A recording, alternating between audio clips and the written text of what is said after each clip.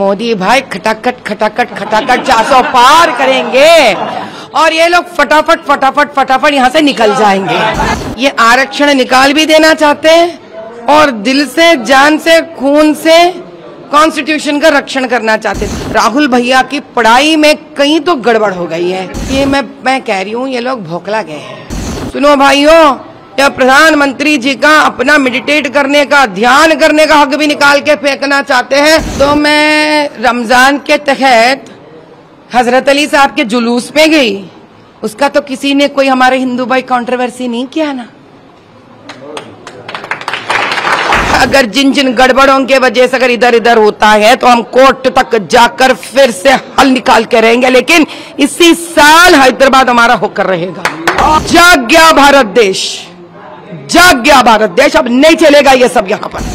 बस हम कहना चाहते हैं कि हम बहुत भाग्यशाली है कि काशी के नगरी में हैं हम, और बाबा शंकर भगवान काशीनाथ का आशीर्वाद भी है हमारे लिए, क्योंकि जैसे हम आए तब से यहाँ के लोगों का प्यार और यहाँ के लोगों का स्नेह इतना है कि हम, ऐसा लग रहा है हम अपने मायके आए हैं।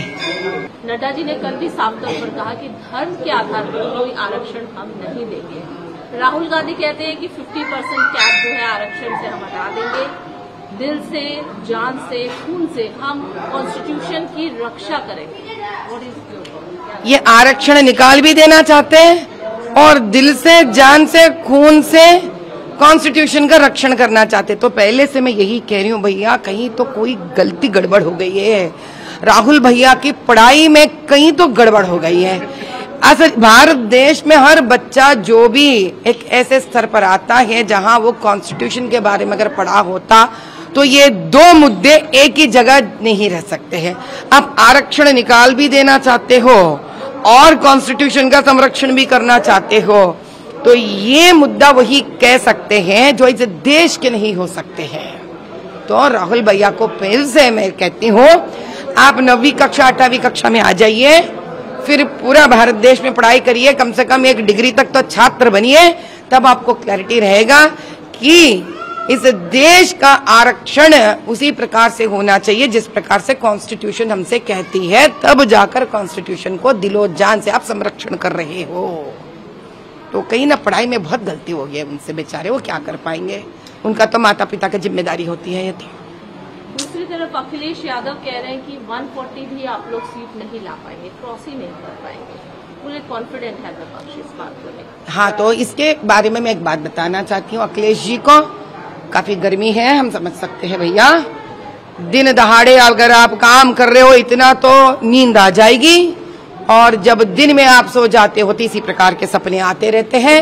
लेकिन समझ जाइए, दिन के सपने कभी सच नहीं होते हैं, और ये सपने में आप ऐसे रहोगे तो अब बहुत मुश्किल हो जाएगी खुद के लिए। जाग जाओ, सुबह के दिन के सपना देखना बंद कर दो। 400 पार वैसे ही हो जाएगा, लेकिन आप बड़े मायूस हो जाएंगे।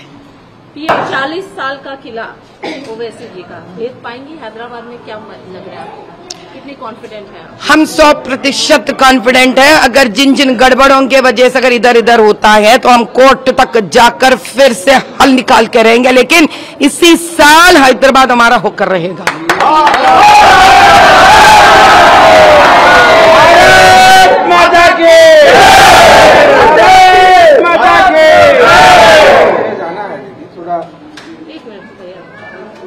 पीओके को लेकर अमित शाह जी ने भी कहा कि पीओके हम वापस लेंगे अगर 400 पार हो जाता है। तो आपको क्या लगता है, आपकी क्या कमेंट है? 2024 के सरदार वल्लभ भाई पटेल है हमारे अमित भाई। तब सरदार वल्लभ भाई पटेल ने आकर रजाकारों से हैदराबाद का विमुक्त करवा दिए, दक्कन का विमुक्त करवा कर भारत में विलीन कर दिए। और आज के सरदार वल्लभ भाई पटेल जी जो अमित भाई हैं, इसी प्रकार से पीओके को भी विमुक्त करेंगे और भारत देश में विलीन कर कर हमारे भारत माता का ताज लेकर आएंगे, मुकुट उनका लेके आएंगे। अंतिम सवाल, एक सवाल हमेशा विपक्ष की तरफ से उठता है कि राम मंदिर को आप लोगों ने इशू बनाया, राम को, प्रभु श्री राम को पॉलिटिकल गेन के लिए आप लोगों ने यूज किया। एज यू आर ऑल्सो, आप एक हिंदुत्व लीडर के रूप में जिस तरीके से आप उभर रहे हैं, आपका क्या कहना है इस पूरे मामले में? हिंदुत्व लीडर बोल रहे हैं आप, तो किसी न किसी मजहब में तो मुझे जन्म लेना पड़ेगा ना। तो कौन सा मजहब में लेने के बाद आप बोलोगे मजहब का नाम नहीं लोगे मेरे साथ, बताइए। आज क्या ये भी पाप हो गया हमारे लिए कि हम हिंदू जन्म लिए, बार बार हिंदुत्व हिंदुत्व हिंदुत्व बोलते हैं आप। तो अमीर के पास जाके बोलिए आप अमीर है, अमीर है, अमीर है, अमीर है। तो गरीब के पास भी जाके बोलिए आप गरीब है, गरीब है, गरीब है, गरीब है। कम से कम बच्चा जो बेचारा गरीब दलदल में है, पूरा भारत देश और विश्व जानेगा। अरे यार, ये तो गाली का जैसा हो गया हिंदू बनना।